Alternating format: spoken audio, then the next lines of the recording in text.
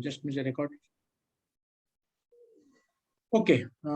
Good morning, friends. My name is Sanjay Pekam. I am founder of moneyspring.in. तो हम लोग basically complete financial planning करते हैं. Financial planning में होता है जैसा कि wealth management, mutual fund investment, equity investments, हम equity advisory, portfolio management services, life insurance, health insurance और आपका गाड़ियों का जैसा शॉप्स का जनरल इंश्योरेंस, ये complete services at one place provide करते हैं. एज ऑफ नाउ हम कोई भी फीस चार्ज नहीं करते एंड कंप्लीटली आपका जो भी इन्वेस्टमेंट है it is completely available on like your mobile app. We have Android as well as iOS, दोनों ऐप है, वेबसाइट है. You can connect us through chat, through our website, contact numbers, email, anything. Today we have guest और जो हम each week we try to explain people कि क्या investment philosophy क्या रहनी चाहिए, आपको कहाँ पे इन्वेस्टमेंट करना चाहिए, और नॉलेज उसका अगर नॉलेज के साथ गोल के साथ करेंगे तो उसका एक फ्रूटफुलनेस रहता है और वी कीप दैट इन्वेस्टमेंट. तो इसलिए हर वीक हम लोग एक इंडस्ट्री के गेस्ट एक्सपर्ट को बुलाते हैं so that they can help us where we should. इसमें ये 30 मिनट का सेशन रहेगा. उसके बाद अगर बीच में भी कुछ क्वेश्चंस है तो आप टाइप कीजिएगा चैट बॉक्स में.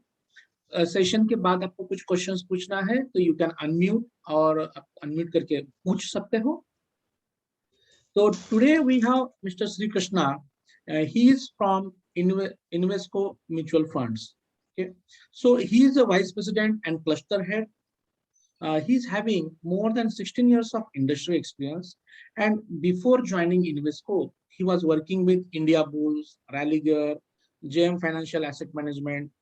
Okay, और अभी last 7+ years से वो Invesco में है. तो we wanted to understand him कि अभी कैसा मार्केट, हर एक इसमें क्वेश्चन रहता है कि अरे is it right time to invest, market यहाँ से क्या हो जाएगा, अप हो जाएगा, डाउन हो जाएगा, या इससे अच्छा फिक्स डिपॉजिट्स आर बेटर.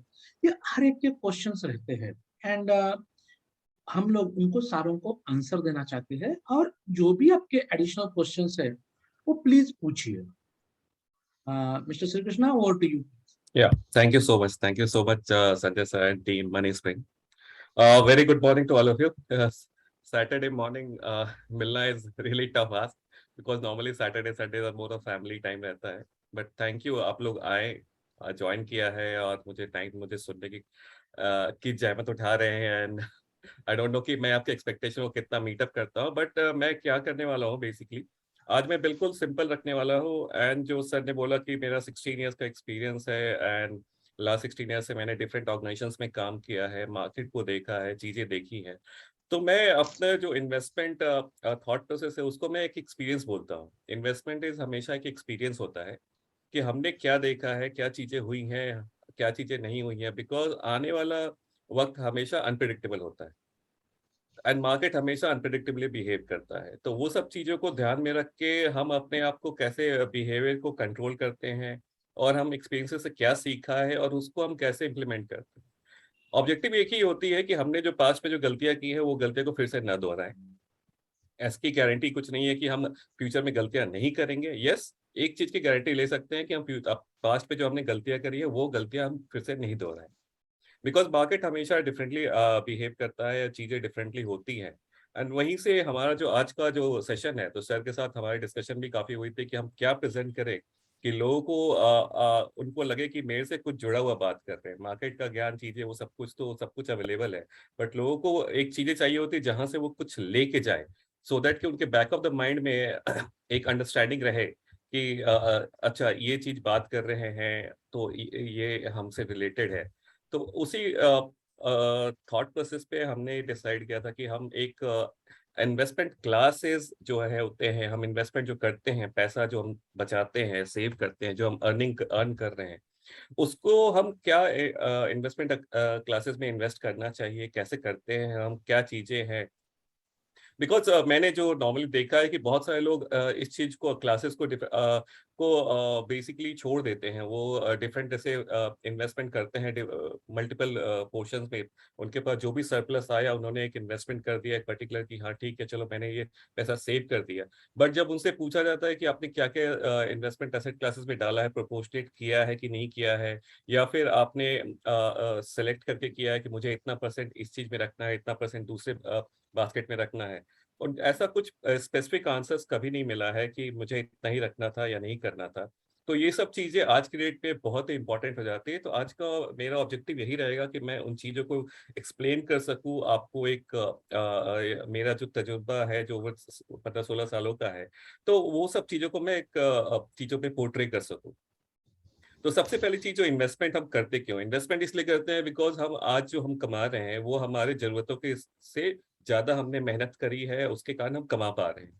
तो हम फ्यूचर में ऐसे कुछ जरूरतें हो सकती हैं कि जो अननोन हो, या फिर मैं बचा के रखूं कि मैं फर्दर मैं अपने रेनी डेज के लिए कुछ सेव कर सकूं, या मैं अपने कि एक सर्टेन एज लिमिट के बाद मैं अपना रिटायरमेंट प्लान करूंगा और मैं कुछ काम नहीं करूंगा, और मेरा जो अभी आज मैंने जो मेहनत की है मुझे हमेशा ऐसे मेहनत ना करनी पड़े। और दूसरा होता है कि मैं अपने एग्जांपल बताता हूँ कि मैं अपना जो इन्वेस्टमेंट्स जो किया है और मेरे पापा का जो इन्वेस्टमेंट जो पैटर्न था टोटली डिफरेंट है। Because again it's experience.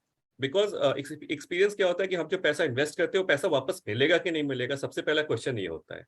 And उसी के भरोसे पे हम ये इन्वेस्टमेंट करते हैं, चीजों को पैसा डालते हैं, लोगों को के एक्सपीरियंस को देखते हैं। बिकॉज फॉर एग्जाम्पल मेरे फादर, उन्होंने हमेशा एनएससी में इन्वेस्ट किया, नेशनल सेविंग सर्टिफिकेट, उसके अलावा कहीं इन्वेस्ट नहीं किया। बिकॉज वहीं पे उन्होंने दिया कि एक तो गवर्नमेंट बैक्ड है, उनको पता है कि फिक्स रिटर्न कितना मिलना है, कितने साल के बाद पैसा मुझे मिल जाएगा, और मैं उसको रिन्यू करता जाता हूँ, वहां पे कोई ऐसा नहीं कि कोई पैसा लेके जाएगा। दैट इज द एक्सपीरियंस, उनका एक्सपीरियंस था। मेरा एक्सपीरियंस क्या था, मैंने उनको देखा कि वो एनएससी में करते हैं, फिर मैंने पढ़ाई करी, मैं पूना आया, यहाँ पे मैंने जॉब की, देन मैंने अंडरस्टैंड किया कि बाकी एसेट्स क्लास क्या होते हैं।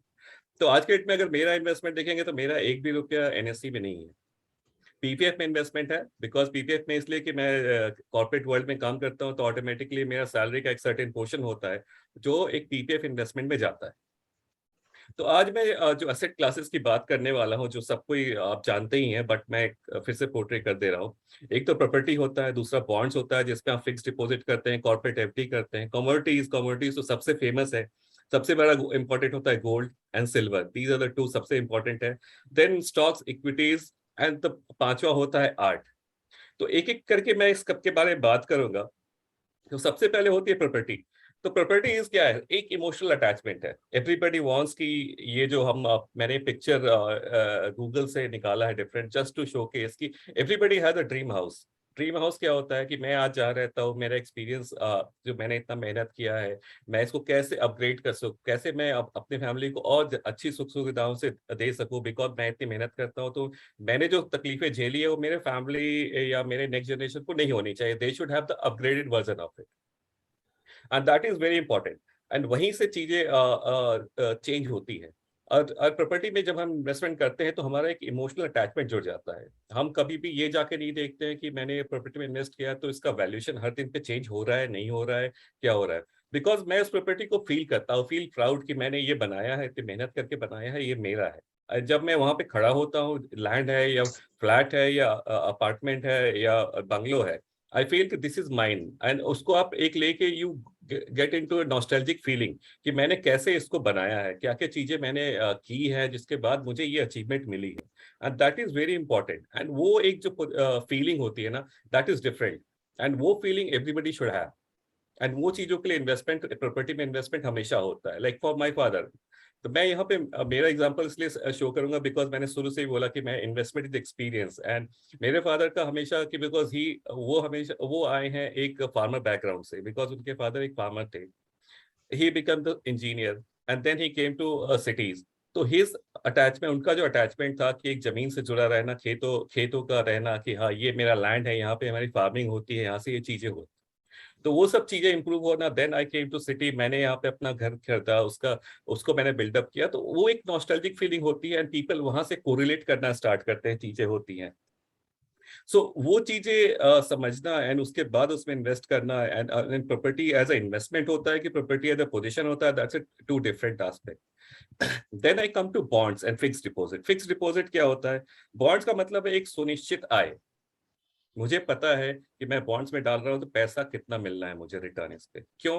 बिकॉज वहां पे क्या है कि आप किसी को लोन दे रहे हैं, आप गवर्नमेंट ऑफ इंडिया को देते हैं या किसी कंपनी को देते हैं या किसी बैंक को देते हैं। आप उनको देते हैं कि ये पैसा मैं आपको इस रेट पे दे रहा हूं और आपको ये पैसा यूज करना है और मुझे इस फिक्स रेट से आपको रेट ऑफ रिटर्न देना है। फॉर एग्जाम्पल, आप गवर्नमेंट ऑफ इंडिया के साथ पीपीएफ करते हैं तो पीपीएफ में गवर्नमेंट ऑफ इंडिया ने फिक्स किया, फॉर एग्जाम्पल मैं 8% से आपको एनुअल रिटर्न दूंगा। तो उसका मतलब ये होता है गवर्नमेंट ऑफ इंडिया ने आपसे 8% पे इंटरेस्ट पे रिटेल लोन लिया है, एंड उसका ये कंपलसरी उनका रिक्वायरमेंट है कि they have to give you back 8% per annum. That's a liability for them technically. And for example same, अगर बैंक आपको कमिट करता है कि मैं 6% या 7% से आपकी एफडी बना के दे रहा हूँ, इसका मतलब यही है कि बैंक आपको कमिट कर रहा है कि मैं आपसे 6% पे लिया हूँ। और बैंक क्या करेगा? बैंक अपने पास नहीं रखेगा, बैंक वो उसको फर्दर लेंडिंग करेगा। वो लेंडिंग किसको करेगा? वो होम लोन देगा, वो कार लोन देगा, वो पर्सनल लोन देगा, वो कॉर्पोरेट लोन देगा, वो वर्किंग कैपिटल फंडिंग करेगा। बिकॉज बैंक्स का जो काम है, बैंक्स का काम है लेंडिंग करना, उनका बैंक का कभी काम नहीं है कि सेविंग्स करना। बिकॉज बैंक क्या होता है? Bank is a pool of people coming together, और वो पैसा पूल अप करते हैं, एफडी बनाते हैं, उस एफडी के बेसिस पे आगे इन्वेस्टमेंट्स होती है। That is the very basic of it. And bonds हमेशा से डिपेंड करता है कि मार्केट में क्या रिक्वायरमेंट है पैसे की। अगर बैंक्स को लेंडिंग करने के लिए ज्यादा पैसे की रिक्वायरमेंट है तो वो उनके एफडी रेट्स और चीजें बढ़ जाएंगी। अगर उनको देखे कि मेरा जो क्रेडिट लोन लेने वाले लोग कम हो गए हैं तो ऑटोमेटिकली वो एफडी के रेट कम कर देंगे। And that is the pattern. ये हमेशा से हुआ है, ऐसा नहीं कि ये पिछले 5 साल 10 साल में होता है, ये शुरू से ही ऐसा ही होता है। बिकॉज से डिमांड एंड सप्लाई, आपके पास जो भी डिमांड है उसको मैच करने के लिए बराबर सप्लाई है तो रेट विल बी स्टेबल। और जहां भी ऊपर नीचे हुआ, डिमांड कम हुआ या सप्लाई ज्यादा हो गया, तो ऑटोमेटिकली वो रेट भी उसी तरह से फ्लक्चुएट करेगा। Now comes to commodities. Commodity is a very emotional thing. मेरे घर में भी इमोशनल है काफी चीजें। मेरी मम्मी के पास या मेरी वाइफ के पास जो भी कमोडिटीज में प्रीडोमिनेटली गोल्ड एंड सिल्वर है, तो they have a very emotional attachment. जो हम गोल्ड खरीदते हैं, it comes and gets into locker, या मुझे कोई फैमिली फंक्शंस में लोग यूज करते हैं, but it never consider as a asset. Because मैं उसको लिक्विडेट कभी कर नहीं सकता, बिकॉज उसको मैं इमोशनली अटैच्ड हूं। And that is very important to understand. Because and India में most of the gold reserve, India के पास सबसे ज्यादा गोल्ड रिजर्व है अगर अनअकाउंटेड चीजों को ऐड कर ले तो। बिकॉज आज के डेट में हर घर में there is some part of gold is there, and we are 138 billion crore people. 138 में से आप हाफ भी कर दो कि मेल फीमेल एंड फैमिलीज आप बिल्डअप करोगे, it's huge. That is really huge. And हम हर साल गोल्ड इंपोर्ट करते हैं स्टिल, बिकॉज हमारे पास एक बार घर में जो गोल्ड आ गया वो घर में रह जाता है, we never go and sell it out. But यहाँ पे एक अंडरस्टैंडिंग है कि अगर किसी के पास 1 किलो से ज्यादा सोना है तो they are liable to pay wealth tax on that annually if it is reported, but most of the things are not reported. Then comes to stocks and equity. Stocks क्या होता है? मैं किसी कंपनी में भागीदार हूं, उसके प्रॉफिट में, उसके लॉस में। मैं किसी कंपनी में इन्वेस्ट कर रहा हूं बिकॉज मैं चाहता हूं कि कंपनी का मैनेजमेंट अच्छा काम कर रहा है, प्रॉफिट जनरेट करता है और मुझे उसमें पार्टिसिपेशन मिलता है। देखिए, कंपनी में हम क्यों इन्वेस्ट करते हैं? तो दो चीजों के लिए, एक तो कैपिटल अप्रिसिएशन एंड दूसरा डिविडेंड। डिविडेंड क्या होता है? डिविडेंड कब आता है? जब आप कंपनी अच्छा करती है, चीजें अच्छी होती हैं, बिजनेस अच्छा होता है, कंपनी मुनाफा कर रही है, उनका टॉप लाइन बढ़ रहा है, सेल्स बढ़ रहा है, ऑटोमेटिकली उनका बिजनेस इंप्रूव हो रहा है, and then company profit build up कर रही है, उनके पास सरप्लस जनरेट हो रहा है, तो वो अपने इन्वेस्टर जो हैं उनको बोलते हैं कि ठीक है, आप हमारे जो इक्विटी होल्डर है, आपने इतने दिन हमें सपोर्ट किया, हम आपको इंसेंटिव देते हैं। That's a dividend. अगर कंपनी अच्छा कर रही है, चीजें कर रही है, तो ज्यादा से ज्यादा लोग उसको खरीदने की कोशिश करेंगे, बट कंपनी का इक्विटी पोर्शन तो हमेशा लिमिटेड होता है। तो automatically again demand and supply, कि वहां पे लोगों को इंटरेस्ट आता है कि let's see, let's buy more of the shares of this company and then move ahead. And yes, equity can be risky, yes absolutely it can be risky. Because वहां पे रिस्क ये है कि अगर कंपनी का प्रॉफिट नहीं हुआ तो आपको डिविडेंड नहीं आएगा, डिविडेंड नहीं आया तो हो सकता है कि जो लोग खरीद रहे थे शेयर्स वो शेयर्स बेच दें, वो और भाव और नीचे गिर जाए। तो इसी चीज को आगे लेते हुए मैं एक ग्राफ अपने प्लॉट किया है। I will come to this is a 10 years graph.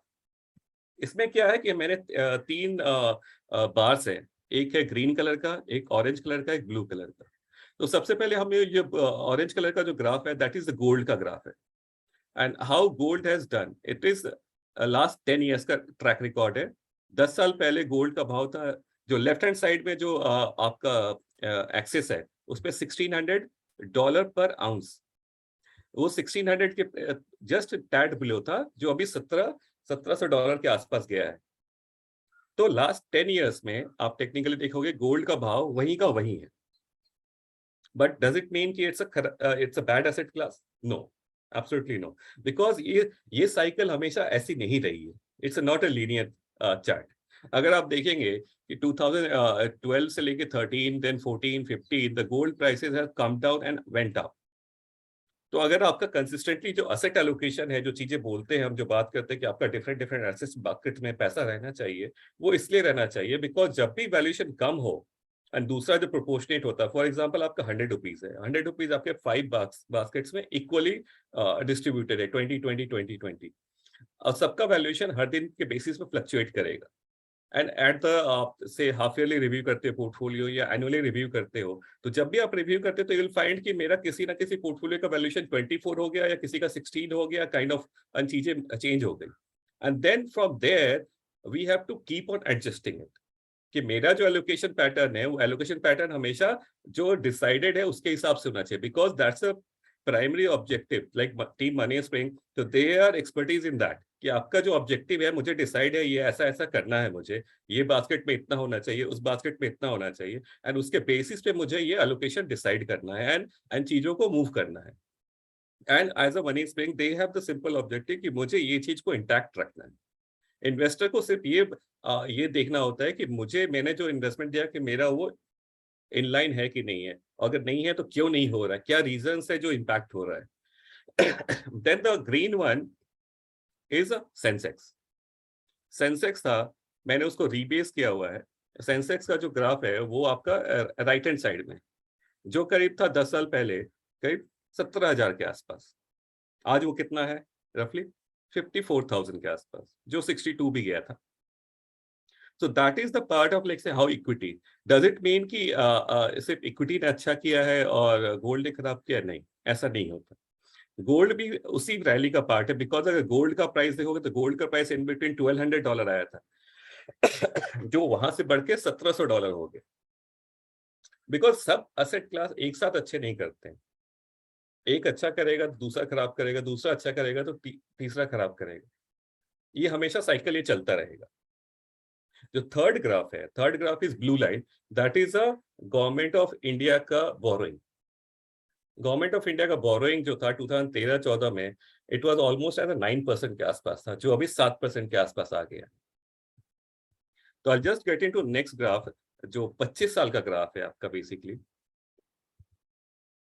यहाँ पे देखोगे तो आपको जो प्रेडिक्टेबिलिटी है, जो चीजें हैं, जो डेविएशंस है, आपको और भी डिफरेंट दिखेगा।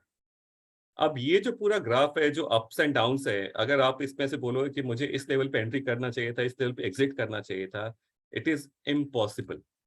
आज जो आपको लगता है कि ये टॉप है, आपको बाद में जाके लगेगा कि अरे ये तो उस समय डाल देना चाहिए था मुझे, मैंने वेट किया, मुझे मार्केट नीचे आने का वेट किया एंड चीजें की। That is a different thing and that happens across, and वो हमेशा से होता है। ऐसा नहीं कि दिस इज लाइक से कि that's a human behaviour, and that's where we have to control ourself कि ठीक है, क्योंकि हमारा एज अ लाइक से कि मनी स्प्रिंग और हमारा जो है, हमारा सिंपल ऑब्जेक्टिव यही होता है कि हम एक इन्वेस्टमेंट बिहेवियर को कैसे कंट्रोल करें एंड लोगों को कैसे बताएं कि आप बने रहिए, आपका जो ऑब्जेक्टिव है, अगर ऑब्जेक्टिव मीट हो गया है देन यू मूव आउट, अगर ऑब्जेक्टिव नहीं मीट हुआ है you just remain in it, because market is always volatile, हमेशा वोलेटाइल रहता है, and assets across asset class the prices will move because it's a demand supply change, economic situation change होता है। Best example के like 2020, nobody expected कि Covid आएगा and पूरी दुनिया घर के चार दीवारी में बंद हो जाएगी, एंड फिर भी चीजें चलती रहेंगी। एंड आज हम उस चीज से निकल के आज वापस हम उस एक्टिविटी पे आ गए हैं, वापस नॉर्मलसी की तरफ आ रहे हैं। क्या चीजें चेंज हो गई, हमारा देखने का नजरिया। बिकॉज हम एक चीज को जो फॉलो करने लगते हैं तो उससे हम अचानक से अगर डेविएट किया जाए तो हम हमेशा उस चीज को रेजिस्ट करते हैं कि नहीं ऐसा नहीं होना चाहिए। बिकॉज हमारा वो ह्यूमन नेचर है कि जो चीजें चल रही है सिंपल तरीके से हमको उस पर चेंज होता है तो हमको चेंज अडेप्ट करने में टाइम लगता है। एंड वो चीजों को ध्यान में रखना एंड उसके हिसाब से बिहेव करना इज वेरी इंपॉर्टेंट। अभी जो इक्विटी की जो बात कर रहे हैं मेनली कि जो उस समय करीब 1919 में करीब 5,000 का लेवल था सेंसेक्स का 2000 के आसपास, और अब 55,000 है। It shows it's lots of journey. ऐसा नहीं कि ये बहुत ही सिंपल इजी जर्नी रहा है, इसके बीच बीच में बहुत सारे इवेंट्स हुए हैं। ये सारे इवेंट्स हुए, 2001 में .com बबल हुआ, 2008 में ग्लोबल फाइनेंशियल क्राइसिस हुआ, 16 में डिमोनेटाइजेशन हो गया, 2020 में पैंडेमिक हो गया, एंड अभी रशिया यूक्रेन वॉर हो रहा है। तो ये जो सारी चीजें हैं ये पिछले 25 साल में हो गई।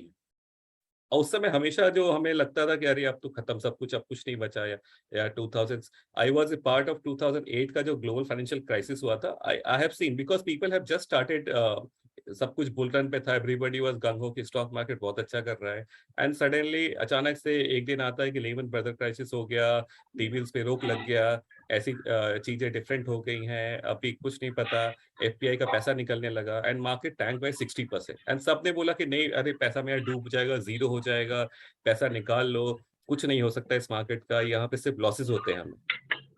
And look at those that market level 21,000, अगर उस लेवल पे भी आपने डाला होता टॉप पे और सिर्फ बने होते आज तक, आपका पैसा आज भी डबल से ऊपर था।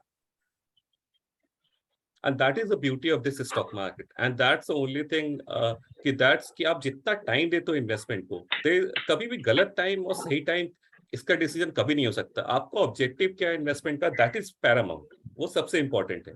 एंड उस इन्वेस्टमेंट के ऑब्जेक्टिव के हिसाब से आपको एसेट्स क्लास पे पैसा डालना चाहिए एंड उसके हिसाब से आपको बिहेव करना चाहिए। Now I'll just quickly cover कि जो एक सबसे important art is a different asset class. Art में आपने मोनालिसा की पेंटिंग सुनी है, या हमने पिकासो का पेंटिंग सुना है, ये सब जो चीजें सुनी है ग्लोबली, जो basically it's a developed market में हमेशा ये आर्ट जो है, because they have a surplus of money. अगर आपके पास सरप्लस ऑफ मनी है तो what will do, you will try to explore different things. Different things में क्या होता है कि आपके पास सब कुछ है, आपके बैंक अकाउंट में पैसा पड़ा है, एम्पल आपके पास गाड़ियां हैं, घर है, सब कुछ है। Now what will do, now they will look for how can I get into different price position, because ultimately hota kya hai ki when I get into uh, a discussion with my peers and all, क्योंकि आज के date में हम जो most of the financial decisions लेते हैं, चीजें करते हैं ना, वो हम किसी एक्सपर्ट के पास नहीं जाते, हम अपने आसपास के लोगों के पास जाते हैं जो हमारे क्लोज है, हमारे फैमिली मेंबर, हमारे अच्छे फ्रेंड्स, हमारा कलीग जिससे बात करते हैं, and we try to understand कि आपका एक्सपीरियंस कैसा रहा है। अगर आपका एक्सपीरियंस पॉजिटिव है तो मुझे भी वो एक्सपीरियंस करवाइए। नेगेटिव एक्सपीरियंस लोग नॉर्मली बात नहीं करते हैं और बताते भी नहीं कि मेरा नेगेटिव एक्सपीरियंस क्या रहा है। पॉजिटिव एक्सपीरियंस, क्योंकि सबको अपने पॉजिटिव एक्सपीरियंस बताना अच्छा लगता है कि सामने वाला उसको सुनता है और अप्रिशिएट करता है। नेगेटिव एक्सपीरियंस की बात करोगे तो people will always try to कि अरे यार ये तो नेगेटिव ही बात कर रहे हैं, ऐसा नहीं होता है, मुझे तो इसमें बहुत पॉजिटिव एक्सपीरियंस आया है। बिकॉज अल्टीमेटली होता क्या है कि हम एक एक्सपर्ट को जब हम सुनते हैं और एक अपने जो नोन लोग को सुनते हैं, बिकॉज एक्सपर्ट के बारे में आपको भरोसा बनाने के लिए टाइम लगता है। बिकॉज अगर मैं आज कुछ बोल रहा हूँ, अचानक से आपको आके बोलता हूँ कि इस पर्टिकुलर एसेट क्लास में पैसा डालिए, आपका पैसा बनेगा, आप पहले ऑब्जर्व करोगे, आप 2-4 इंफॉर्मेशन चेक करोगे एंड देन यू बिहेव कि मुझे ये करना चाहिए कि नहीं करना। अगर आपके कोई फैमिली मेंबर और somebody who has done the investment और उसे कि नहीं इसमें पैसा डाल दो आज, आप डाल दोगे, because you have a trust, because he has put in, तो I should trust him, because वो मुझे मेरे लिए गलत नहीं बोलेगा। And that's where the differential is. तो यहाँ पे जो मैं स्टॉक मार्केट इक्विटीज की बात कर रहा हूँ, तो there we are the pure asset managers. हम लोग क्या करते हैं, हम लोग प्योर एसेट मैनेजमेंट करते हैं। और ये जो बिहेवियर है, ये सब जो चीजें जो आप ये नाम देख रहे हैं, ये स्लाइड मैंने पर्पसफुली आपको ये बताने के लिए की है कि सेंसेक्स के बारे में सब कोई को पता है। जो सेंसेक्स की बात में कर रहा था कि ये करीब 5,000 से आज 55,000 चला गया है। तो इसके जो कॉन्स्टिट्यूएंट्स थे, मतलब इसके जो पार्ट थे दिसंबर 2001 में, एवरी 10 साल में मैंने एक स्लाइड लिया, इंफॉर्मेशन ली है कि 10 साल तक वो स्टॉक सेम रहते हैं क्या। जो 20 साल पहले जो स्टॉक थे आज भी वो स्टॉक पोर्टफोलियो में है क्या? Because that is the crux of thing कि चीजें चेंज होती है वो तो पीरियड हमेशा सेम नहीं रहती, तो वो चीजों को चेंज करना भी बहुत जरूरी होता है। नॉर्मली होता क्या कि अगर मान लीजिए किसी ने आपने हम में से बहुत लोगों ने स्टॉक इन्वेस्टमेंट में किया होगा, तो जब भी कोई स्टॉक में लॉसेस होते हैं या वो नीचे आता है ना, हम उससे शादी कर लेते हैं, हम उसको बेचते नहीं है। अरे नहीं ठीक है, थोड़ा ही सा पार्ट ऑफ द पोर्टफोलियो है ना, लेट्स होल्ड ऑन। क्यों बेचेंगे, बेच के क्या करना है, क्यों लॉस बुक करना है, इसको रखते हैं अपने पास अपने पोर्टफोलियो में। कभी ना कभी तो बढ़ेगा, अच्छी कंपनी है, चीजें हैं। तो जहां पे मैं अपने इमोशंस को अटैच करने लगता हूँ ना, there I start making it getting into different domain all together. जो फॉर एग्जांपल आप देख लो कि कितनी सारी कंपनियां चेंज हो गई हैं हर 10 साल में। जो नई कंपनियां हैं, न्यू एज चीजें हैं, आज के डेट में अगर आज से हम 2021 की बात कर रहे हैं, हम तो फिर 2031 की बात जब करेंगे तो उस समय बहुत सारे स्टॉक्स आपको चेंज हो जाएंगे। आज हम सबसे बड़ा नाम तो आपने आज के डेली लाइफ में हम लोग सुनते हैं, फेसबुक, इंस्टाग्राम, नेटफ्लिक्स, गूगल, ये सब हमारे डेली रूटीन के, बिकॉज इनके बिना हमारा लाइफ हर दिन नहीं चल सकता है, हर दिन हम इसको टच बेस करते ही करते हैं। And they have become the one of the largest companies of the globe, and they are creating a next leg of thing across the globe. क्या वो 10 साल 20 साल 25 साल पहले थे क्या? नहीं थे। इवेंचुअली जैसे जैसे चीजें इवॉल्व हो रही हैं, चेंज हो रही हैं, ये सब चीजें चेंज हो रही है, ये हमेशा होता रहेगा। तो उसके लिए आपको क्या चाहिए? उसके लिए हमें ये चाहिए कि somebody who is expert of it, they should come and take care of it, and they should give you the understanding कि how they are thinking about it, वो कैसे सोच रहे हैं इस चीजों के बारे में। बिकॉज हम सभी, फॉर एग्जाम्पल, मैं अगर फाइनेंशियल एक्सपर्ट हूँ तो ये मेरी रिस्पॉन्सिबिलिटी है कि मुझे ये समझ में आना चाहिए कि क्या चीजें हो रही हैं, कैसे बिहेवियर चेंज हो रहा है, कैसे चीजें आगे बढ़ रही हैं, क्या क्या चीजें मुझे ध्यान में रखना चाहिए। अगर एज अ कोई सिविल इंजीनियर है तो ही अंडरस्टैंड कि मैं ब्रिज कैसे बनाता हूँ, मैं रोड्स पे कैसे काम होते हैं, डैम्स कैसे बनते हैं, मेरा एक्सपर्टीज वहाँ कुछ काम नहीं आने वाला, and I should trust him. ये चीजें सबसे इंपॉर्टेंट है। आज के डेट में अगर मेरा जो इन्वेस्टमेंट है तो I have a dedicated financial advisor, वो जो बोलते हैं मैं कर देता हूँ, मैं पूछता भी नहीं हूँ एक चीज। बिकॉज मैंने जब स्टार्ट किया था उसके पहले मैंने ऑब्जेक्टिव्स एंड सारी चीजें क्लियर कर दी थी कि मुझे ये ऐसा ऐसा होना चाहिए, मुझे मेरा यही ऑब्जेक्टिव है। तो वेन एवर आई ट्रस्ट कि जब भी मैं रिव्यू करता हूँ तो हम जस्ट बोलते हैं हम ट्रैक पे हैं क्या, आपको क्या लगता है कहाँ पे मेरा शॉर्टफॉल है, कहाँ पे मुझे चीजें करनी चाहिए। And I also take as a feedback form, because वो तो न्यूट्रल है ना, उसका इमोशन से, मेरे इमोशन से कोई मतलब नहीं है। बिकॉज वो तो एक third point bird eye view ले रहा है, चीजें कर रहा है, एंड ही इज मैचिंग और डिफरेंट एक्सपीरियंसेस देख रहा है, एंड दैट्स वेयर द चीजें डिफरेंट होने लगती है। मैं एक और स्लाइड शेयर करता हूँ कि जो फाइनेंशियल डिफरेंट डिफरेंट सेक्टर्स होते हैं, कोई फाइनेंशियल्स में है real estate, staples, consumer discretionary, health care, कभी भी एक सेक्टर हमेशा अच्छा करेगा ऐसा भी नहीं होता, वो एक सेक्टर हमेशा खराब करेगा ऐसा भी नहीं होता। तो ये सब चीजें चेंज करने के लिए ना you need a particular expert, and that expert is very much required in any field, क्योंकि हमेशा change is the constant thing, only constant is change, nothing else, and that is always continue as it is. So like this is not the first time the market has faced such a volatility. A volatility market का inherent characteristic है। Market अगर volatile नहीं है ना, जैसे हम heart beat होते हैं तो डॉक्टर के पास जाते हैं तो डॉक्टर क्या बोलता है कि आप जब तक आपका हार्ट बीट चल रहा है ना, everything is good. The moment it become a straight line, everything is done and dusted. So that volatility is always important.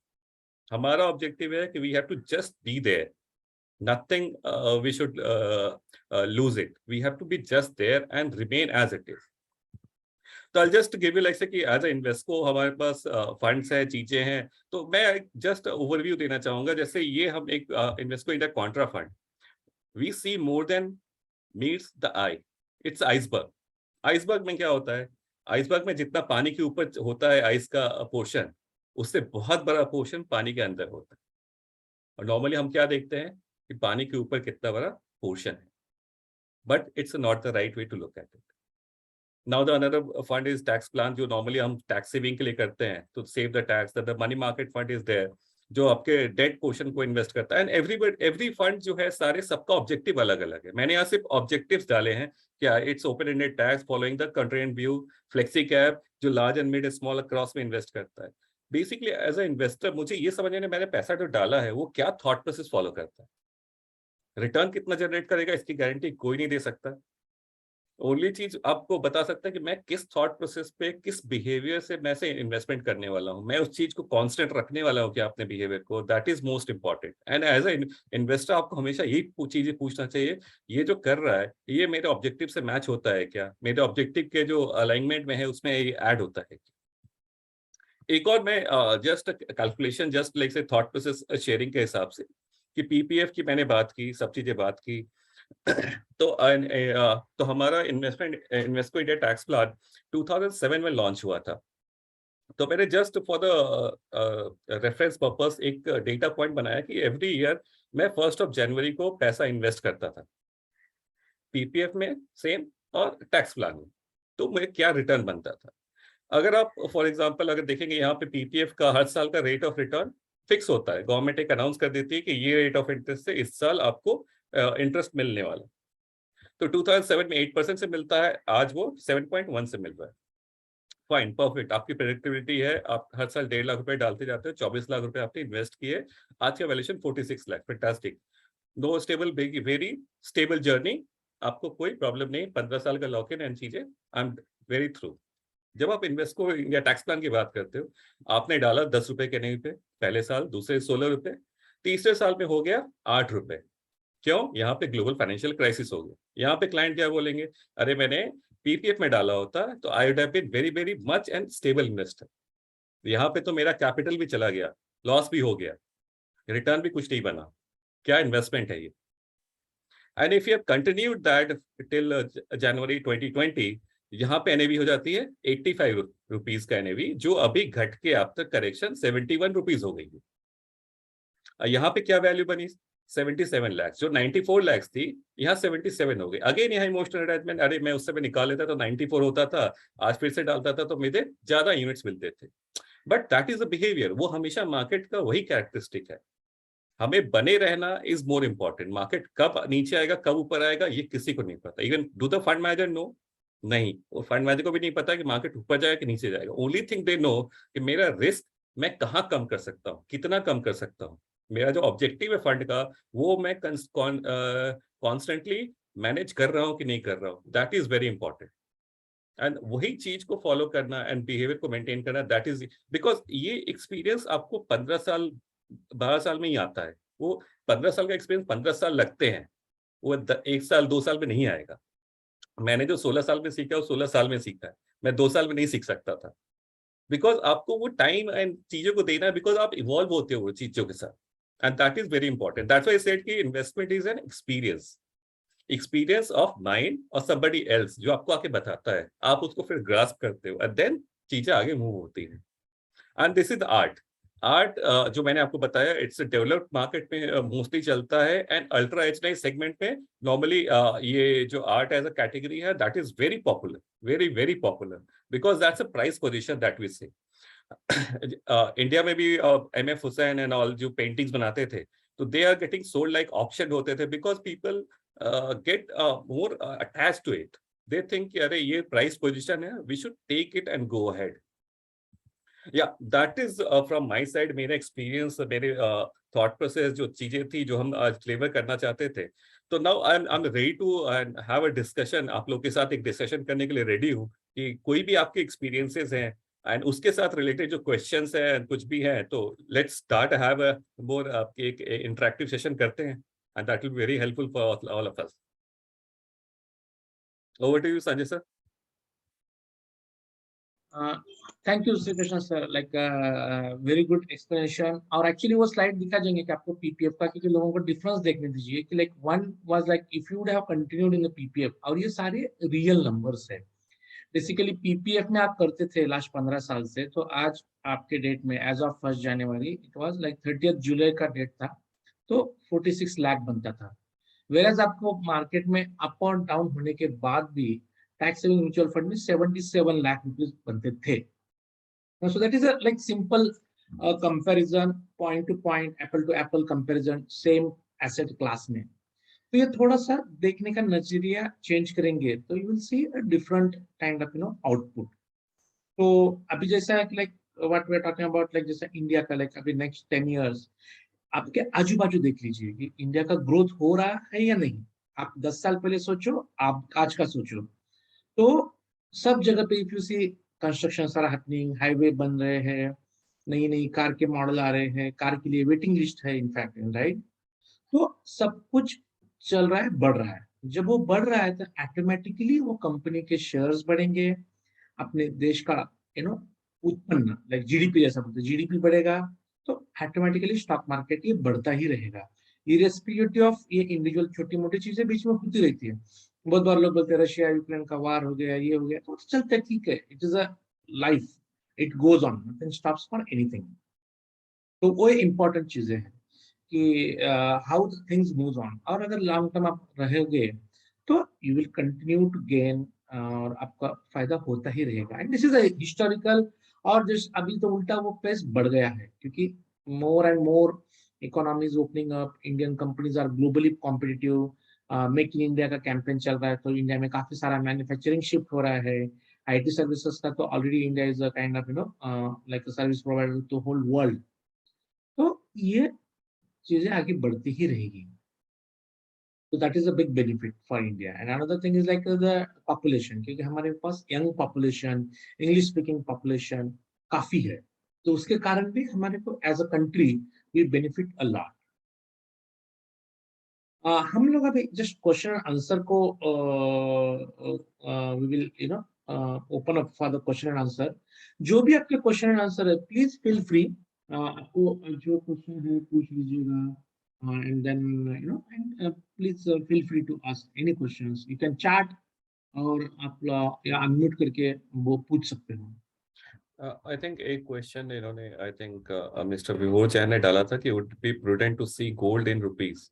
Yes, gold in rupees आप बिल्कुल देख सकते हैं। तो गोल्ड का क्या होता है sir, gold is a global commodity.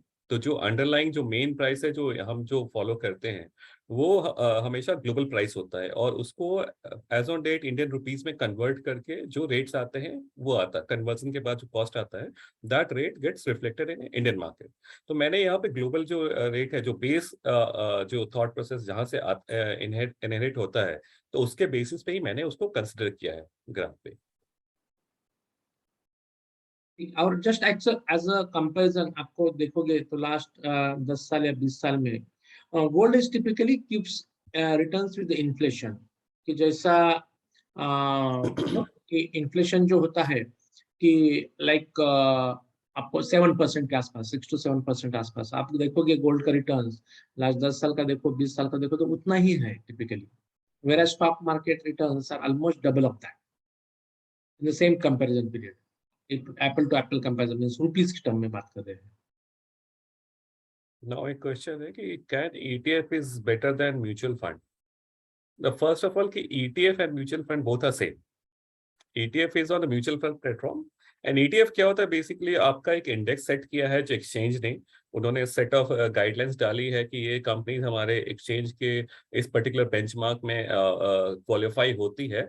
And mutual funds क्या करते हैं, उसी को रेप्लिकेट करके दे डिजाइन पैटर्न। तो हमारा क्या होता है, हमारा रिजर्बलेंस जो होता है, बेसिकली हम क्या देखते हैं, हमेशा बैरोमीटर देखते हैं। बैरोमीटर में क्या होता है कि निफ्टी इतना बड़ा, सेंसेक्स इतना बड़ा, मिड कैप इंडेक्स इतना बड़ा, उसके प्रोपोर्शनेट में मेरा फंड क्या होगा। तो एक्टिव फंड मैनेजमेंट ने हमेशा ही से ही आउट परफॉर्म किया है, and that is given prudent. Yes, in the volatile times some time they underperform. Reason है कि मैं हमेशा जो बेंचमार्क में जो ETF का जो जिसको फॉलो कर रहा है उसमें जो प्रोपोर्शनेट है उससे मैं हमेशा डिफरेंशिएटेड रहूंगा। बिकॉज एक्टिव मैनेजमेंट में क्या है कि आप हमेशा से ओवरवेट या अंडरवेट होते हो, आप equal weight with the benchmark नहीं होते। So that's why the performance difference will be always there. आप लॉन्गर टर्म में ट्रैक रिकॉर्ड निकालो, अगर सेम वे मैंने आपका बेंचमार्क का ये एग्जांपल दिया है यहाँ पे जो निफ्टी का जो रिटर्न है over the period of time, Sensex का, और डिफरेंट फंड्स है जब से इंसेप्ट हुए हैं तब से उनका जो ट्रैक रिकॉर्ड आप निकाल लो, everybody has most of the I think 90% of people have beaten the good funds have beaten the benchmark handsomely. Yes, ETF will be eventually ETF is the product of the developed market. ETF क्यों developed market का product है? Because जहां पे आप चीजें over researched हैं, for example कि जहां पे अगर एक स्टॉक को 50 लोग रिसर्च कर रहे हैं, मतलब फॉर एग्जांपल कि अगर एक प्लॉट है जहां पे आपको पता लगा कि इसके अंदर सोना है, और वहां पे 1000 स्क्वायर फीट का, उस पे करीब 25 लोग मिले हैं खोजने के लिए, तो आपके चांसेस क्या है मिलने के? एक्स्ट्रा आपको की चांसेस कि आपके फाइंडिंग के चांसेस कितने हो जाते हैं? कम हो जाते हैं, राइट? बिकॉज सब कोई ढूंढ रहे हैं एक ही चीज को। अगर आप अकेले ढूंढ रहे हो तो आपके पास क्या चांसेस है? आपके पास चांसेस बहुत ही ब्राइट है। तो इंडिया में अभी भी under researched under inform company जो है, जहाँ पे रिसर्च प्रॉपरली नहीं है, नई कंपनी जो आ रही हैं, वो अभी भी बहुत पोटेंशियल है इंडिया में। India is still a emerging economy, it's not a developed economy. US में क्या है कि आप जाओगे गूगल, वहां पे गूगल पे you will find the each and every information about the company, their vendors and everything online. आप खुद से वहां रिसर्च बिल्डअप कर सकते हो।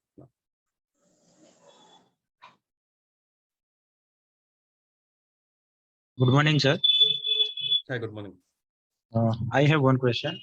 If I want to invest 100 rupees, then how much portion should be invested in fixed return, and how much portion should be invested in equity fund?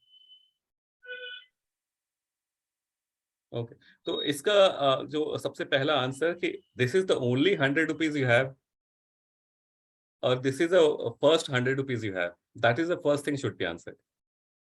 Because जब भी हम ये इस तरह के क्वेश्चंस का आंसर करते हैं ना, बिकॉज हमारा क्या होता है कि जब हमारे पास जो लिक्विड मनी है जो है, तो हमको सबसे पहले अपना जो वेल्थ है, हमारा जो अक्रॉस इन्वेस्टमेंट है। अब मैं एग्जांपल देता हूँ।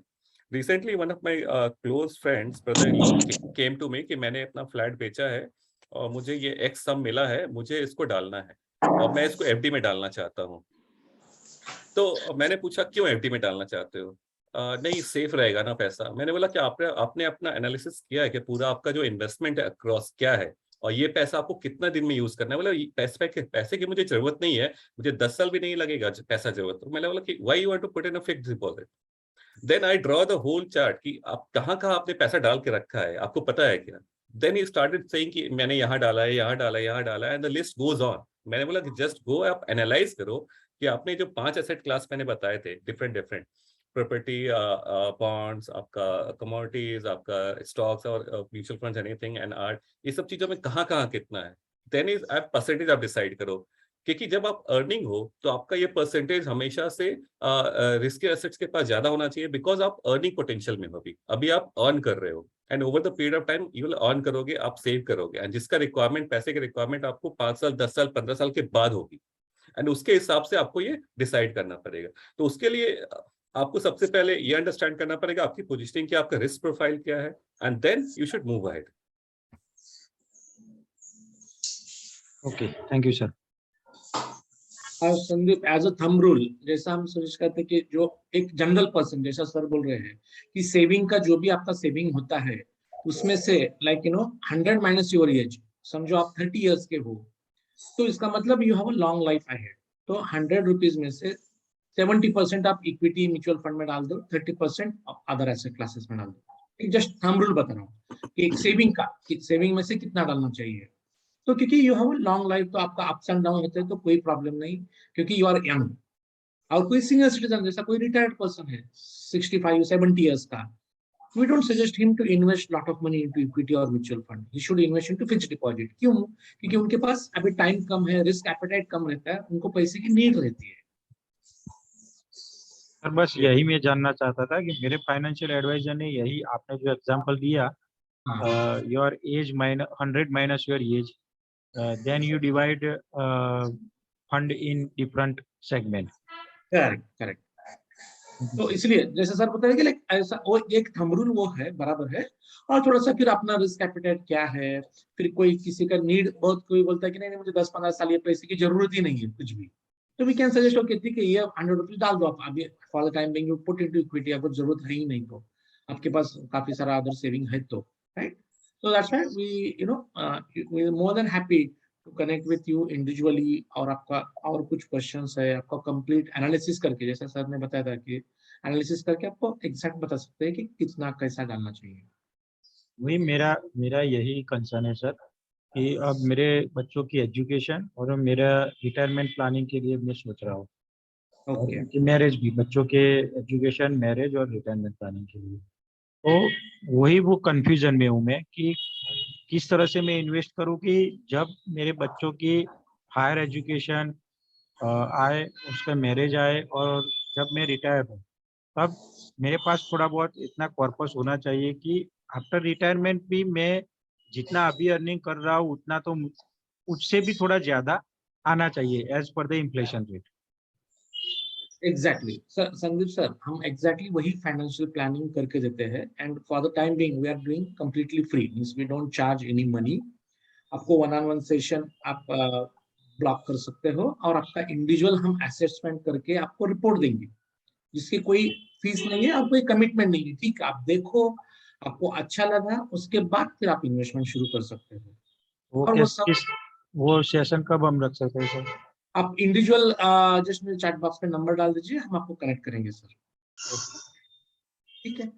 आ, आ, तो अब There is मैं a यहाँ पे आपको 2 नंबर टाइप कर रहा हूँ चैट बॉक्स में, उसमें से भी आप नोट कर दीजिए या उनको कांटेक्ट करके आपका टाइम ले सकते हो, when ever is suitable for you, तो उसके हिसाब से टाइम ले सकते हैं सर आप।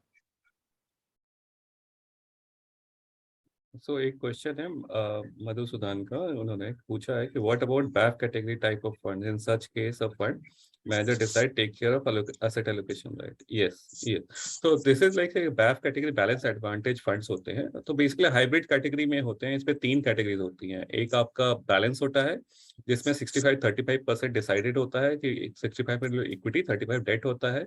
एक आपका बैफ कैटेगरी होता है, बैलेंस एडवांटेज, एंड जो थर्ड कैटेगरी होता है इक्विटी सेविंग्स कैटेगरी होता है। तो बैफ कैटेगरी में क्या है कि वहां पे जो fund manager has a call, तो वो 0% से 100% तक इक्विटी बैलेंस आउट कर सकता है।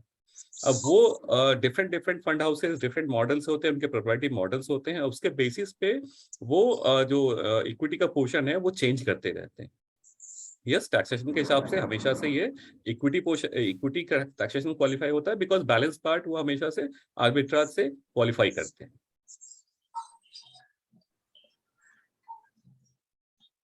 Can I invest in gold through mutual fund like actual gold? Yes, आप गोल्ड फंड है म्यूचुअल फंड्स के, उसके थ्रू इन्वेस्ट कर सकते हैं।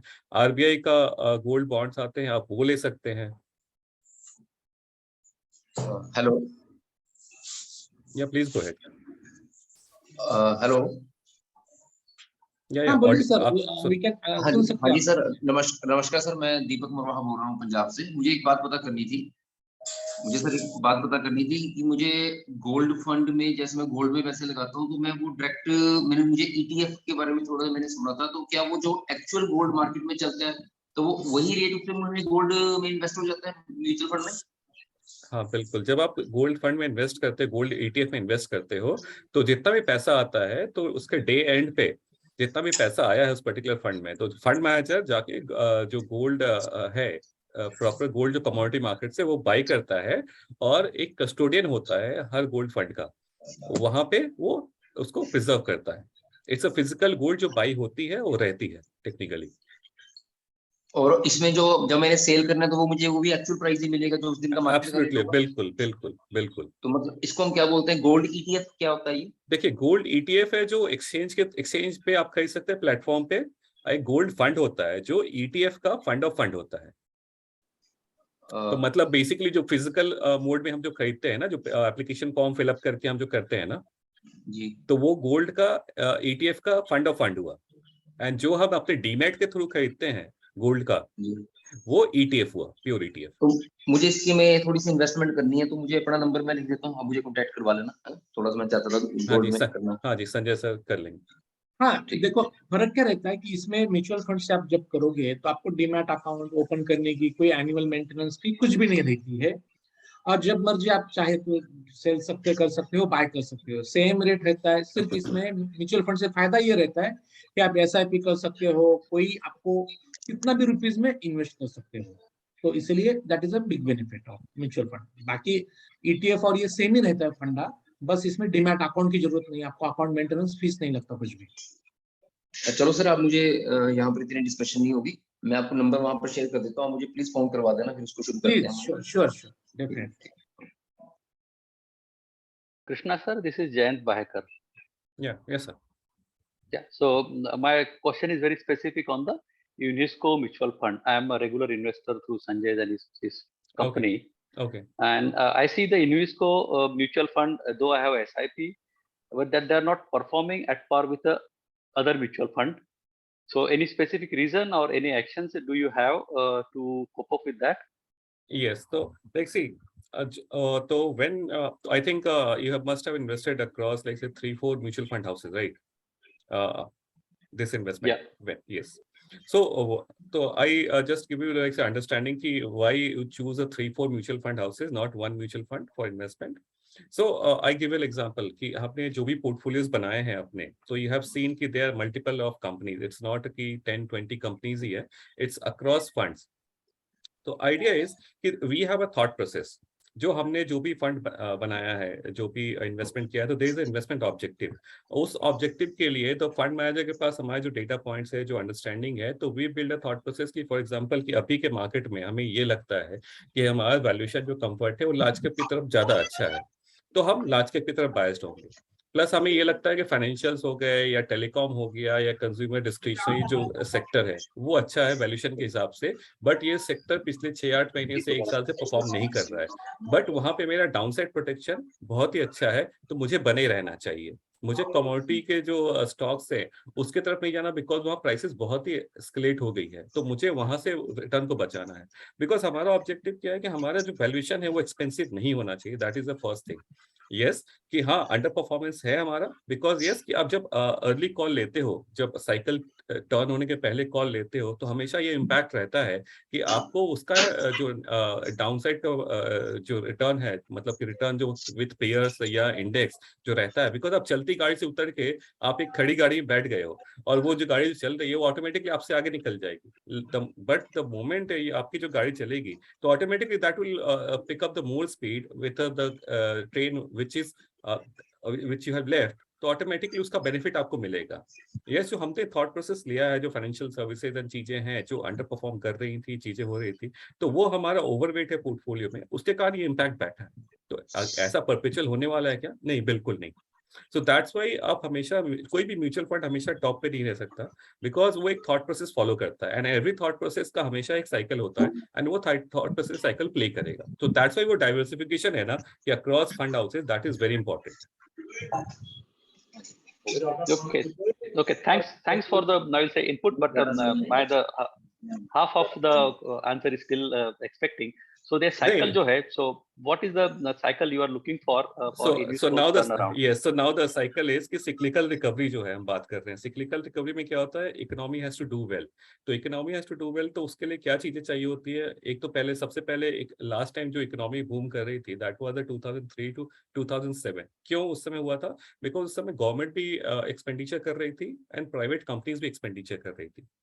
उसके बाद से सिर्फ गवर्नमेंट ने एक्सपेंडिचर किया है अभी तक, पिछले 2-3 साल जो भी काम हो रहा है, आप अपने शहर में या आसपास देख रहे हैं, रोड का काम होता है, ब्रिजेस के काम हो रहे हैं, एक्सप्रेसवेज बन रहे हैं, बुलेट ट्रेन की बातें हो रही हैं, बट प्राइवेट केपेक्स नहीं आ रहा था. बट अगर आप देखोगे पिछले 1 साल या 6-8 महीने में बहुत सारे कंपनीज, जो प्राइवेट कंपनीज है ना, उसने केपेक्स अनाउंस किया है.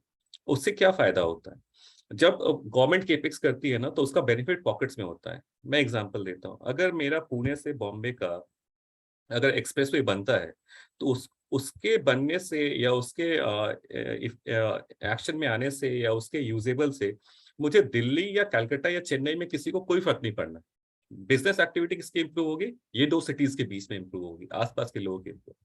बट अगर मारुति कंपनी एक नई मॉडल लॉन्च करती है कार की, उससे क्या होता है, एक नया प्लान डालती है, उससे क्या होता है कि वो अपने जो जितना भी उसका जो डिस्ट्रीब्यूशन चैनल है अक्रॉस इंडिया, उसको एक्टिवेट करती है, एंड सबके पास वो प्रोजेक्ट जाता है, एंड वहां पे सब इकोनॉमिक में सबके साइकिल को इम्पैक्ट बैठता है, and they start doing the business, and उसका इम्पैक्ट अक्रॉस इंडिया होता है. तो वो चीज जो प्राइवेट केपेक्स एक बार जो अभी पिकअप होना चालू हुआ है, बिकॉज कोविड के पहले ये चीजें इंप्रूव होनी चालू हुई थी, लोगों ने अनाउंसमेंट करना चालू किया था, but now the thing is कि अभी वो एक्शन में आना चालू हो गया. लाइक सीमेंट हो गया, आपको स्टील हो गया, तो ये सब कंपनीज ने अभी नया केपेक्स चालू कर दिया. प्लस चाइना +1 जो पॉलिसी है गवर्नमेंट ऑफ इंडिया की, that is also helping very big.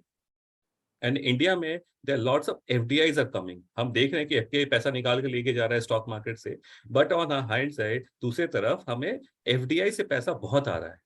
And वो क्या कर रहा है, एफडीआई का पैसा foreign direct investment, that's a long term money. वो यहाँ पे आके प्लांट सेटअप कर रहे हैं, यहाँ बिजनेस सेटअप कर रहे हैं, बट उसका इम्पैक्ट एक दिन में आएगा क्या? बिल्कुल नहीं। उसको आने में टाइम लगता है, बिकॉज आप जब प्लांट सेटअप करते हो उसको खड़ा करने में आपको 12 महीने, 18 महीने, 3 साल तक लगते हैं। एंड जब वो एक्शन में आता है देन वो एम्प्लॉयमेंट जनरेट करता है, इकोनॉमिक जनरेट करता है, आपके लिए बिजनेस जनरेट करता है, एंड चीजें मूव होना चालू हो जाती है। मार्केट हमेशा फॉरवर्ड लुकिंग होता है, एंड मार्केट हमेशा उस चीज को एंटिसिपेट करके उसके हिसाब से बिहेव करता है। अगर पूरे कोविड टाइम से उसके पहले जो क्रेडिट ग्रोथ थी बैंक्स की, जो फाइनेंशियल इंस्टीट्यूशन की बात करते हैं, वो सिंगल डिजिट में थी, 6, 6.5, 8% के आसपास आ गई थी। आज वो 13% हो गई है। तो बैंक्स और ये सब जो चीजें हैं, ये सब चीजें इंप्रूव करना चालू की है, अभी होने लगा है। आपको आप देखोगे पिछले 2 महीने 3 महीने में चीजें इंप्रूव हो रही हैं, और उसका इम्पैक्ट दिख रहा है पोर्टफोलियो पे। हमें सिर्फ वो बेनिफिट, हमें सिर्फ इसका इम्पैक्ट है कि हम अर्ली थे, हमने उस 1 क्वार्टर पे 2 क्वार्टर पहले वो कॉल ले लिया, तो उसका इम्पैक्ट हमारे पोर्टफोलियो पे दिखा है। अब वो वी अग्री विद दैट। ऐसा है कि हमने गलती की? बिल्कुल नहीं, बस yes, things are going to improve and will be above the par. वो हो जाएंगे, हम आपको दिख जाएगा। Okay, thank you very much. Most welcome.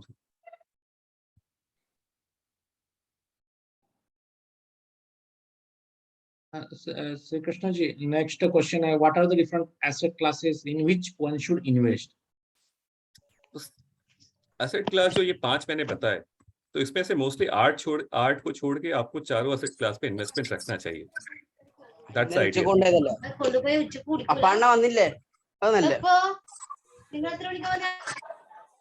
तो वो जो 4 एसेट क्लास है, बिकॉज इंडिया जो आर्ट का एसेट क्लास है वो अभी भी बहुत ही इलिक्विड है, बहुत ही सिलेक्टिव है, और इंडिया में वो मार्केट इवॉल्व नहीं हुआ है, बहुत ही सिलेक्टेड है। तो इसलिए बाकी जो 4 एसेट क्लास है, रियल स्टेट, आपका फिक्स्ड डिपॉजिट या बॉन्ड्स, और आपका गोल्ड एंड इक्विटीज, ये 4 एसेट क्लास में आपका पैसा होना चाहिए। बिल्कुल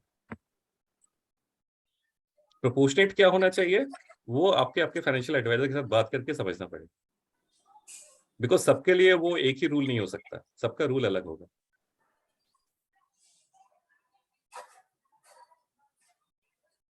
हेलो हाँ जी। सर, ये एक पूछना था कि जैसे ब्लू चिप फंड्स वगैरह में लमसम अमाउंट इन्वेस्ट करना का जो अंतर बताया, एक जगह देखने मिला कि फ्रैंकलिन इंडिया के उसमें जैसे किसी ने 25 इयर्स इन्वेस्ट किया 10,000 पर मंथ, यस, और तो उसका फंड बनता 25 इयर्स के बाद में near about 5 crore rupees, and किसी ने सेम टाइम में लमसम इन्वेस्ट किया था 1 लाख रुपीज, तो उसका फंड बनता है 1.5 करोड़ के करीब। तो विच इज बेटर? से देखिए, एसआईपी क्या होता है, एसआईपी एक्युमुलेशन होता है। आप जी पैसा, बिकॉज आज के डेट में आपके पास लमसम नहीं है, तो आप हमेशा जैसे जैसे पैसा आते जा रहा है आप डालते जा रहे हो, जी राइट। तो आप वो हर लेवल पे इन्वेस्ट कर रहे हो। लमसम क्या होता है, आज आपके पास बुलेट अमाउंट है, आप वो पैसा उसमें डाल दिया आपने। जी तो मेरा सजेशन हमेशा ये होता है कि आपके पास जो भी बुलेट अमाउंट है वो डाल दो, प्लस उसमें एसआईपी भी स्टार्ट कर दो। यू विल हैव जी द मच बेटर एक्सपीरियंस। जी सर। बिकॉज वो 25 साल जो 20 साल की जो बात कर रहे हैं ना एसआईपी, जी मुझे आज तक कोई भी ऐसा इन्वेस्टर नहीं देखा जो 20 साल की एसआईपी चलाई है जिसने। अभी राइट सर। अभी हमारे पास 6 साल 7 साल के एक्सपीरियंस वाले लोग हैं। तो पहले आई टेल यू कि मैं इस इंडस्ट्री में 16 साल से हूँ, जी एंड आज से 10 साल पहले एसआईपी के नाम पे 500 रुपए 1000 रुपए की एसआईपी होती थी। जी सर। आफ्टर जितने भी एजुकेशन सेमिनार, ये जो चीजें हुई हैं नाउ, अभी लोग एक अच्छे ईएमआई के तरीके से बात करने लगे हैं कि SIP is a good EMI, because of the जितने भी इन्वेस्टर एजुकेशन हुए हैं। अब मुझे अपने मेरा जितना जो मंथली आता है उसका 20% या 25%, 30%, 35% के एसआईपी करना चाहता हूँ। अब इस बात होती है, अब मुझे 500 1000 रुपए के एसआईपी की बात नहीं होती। तो that is the evolve, and इसी चीज को जैसे जैसे इवॉल्व होता जाएगा, तो आज के डेट में जो एसआईपी बुक है हमारे इंडस्ट्री की करीब 12,000 करोड़ की है। तो हर महीने 12,000 करोड़ लोग कुछ करे चाहे नहीं करे, वो पैसा आना ही आना। तो आज के डेट में जो एफपीआई की जो सेलिंग हो रही है उसको सपोर्ट तो यही दे रहा है ना। 12,000 महीने का मतलब साल का आपका करीब रफली 1.5 लाख करोड़। जी sir, thank you sir. Okay, any more questions? Please unmute. आप unmute कर सकते हो या chat कर सकते हो chat box में. Feel free to ask any questions, whatever you have, please. जो भी आपका क्वेश्चन है टाइप कीजिएगा या फिर अनम्यूट करके बोल दीजिए as per convenience.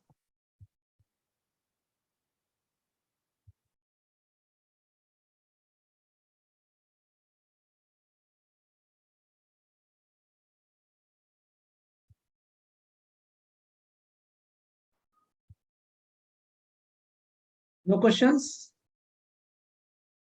Sri Krishna ji, please can you give control to me, please?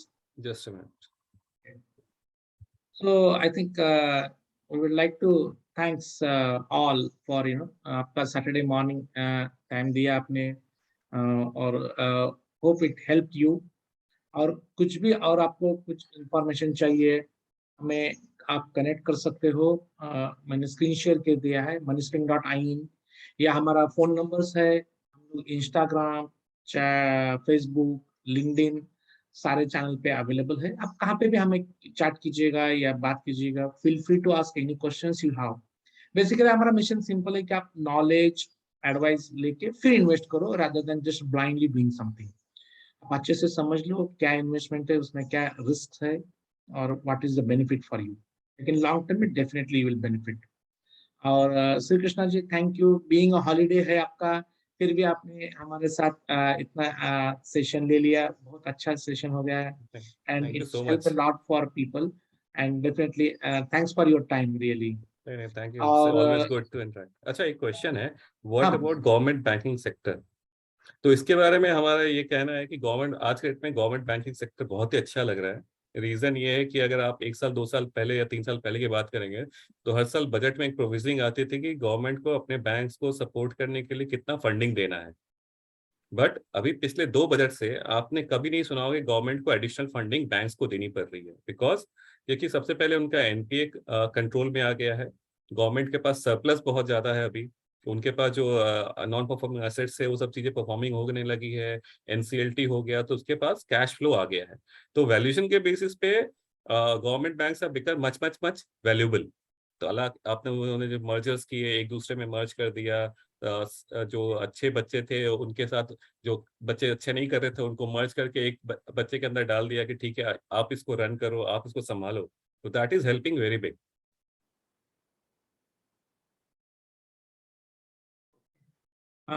Thank you. Thanks sir.